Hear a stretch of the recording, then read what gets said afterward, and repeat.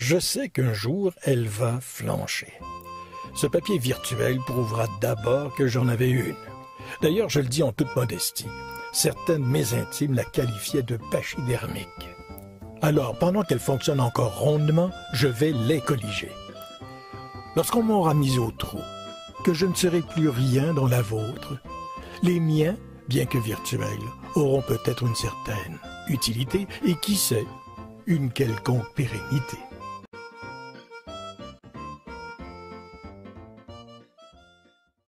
Je pensais tout savoir des haleines de lendemain de veille, du verbillage du picoleur, des rauques flatulences et vomissements nocturnes du buveur et du chambranlant équilibre du pochard. Eh bien, je n'en savais rien.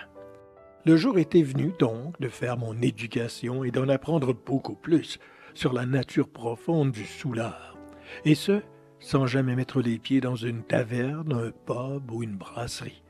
Je n'avais que 16 ans après tout. Quand on s'allonge tout habillé, de crainte d'attraper des punaises sur une paillasse qui en a vu passer des jouisseurs solitaires, dans une chambre à 21 $ par semaine, sans garde-robe, ni toilette, ni lavabo, au-dessus du bar dansant d'un hôtel miteux, tous nos sens sont en éveil. Eux non plus n'arrivent pas facilement à fermer l'œil. Le plus sourd des aspirants dormeurs ne pourrait pas ne pas entendre le jukebox ou l'orchestre de campagne pousser ses rythmes tonitruants et les cris et les hurlements des attablés du rez-de-chaussée. Le plancher en pente de ma chambre vibrait sans relâche de 20 heures à la fermeture. Très élastique l'heure de fermeture sur la côte du Sud en ce temps-là. Quel endroit! Mon répertoire de sacres, de blasphèmes et d'injures s'est enrichi.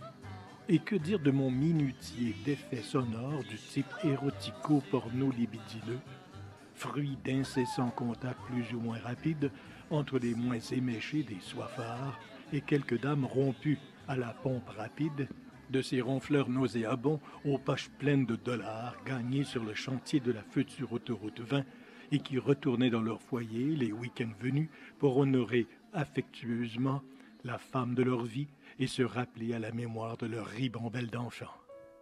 Après 150 jours ou presque de ce supplice nocturne, épuisé, amaigri et avec des poches sous les yeux plus lourdes que celles de Jean-Luc Mongrain, même bien maquillé et subtilement éclairé dans son studio de TVA, ou d'Al Pacino dans Dog Day Afternoon, donc j'ai fait ma valise pour aménager à un jet de pierre de la station de radio. Mais ça, c'est une autre histoire à suivre.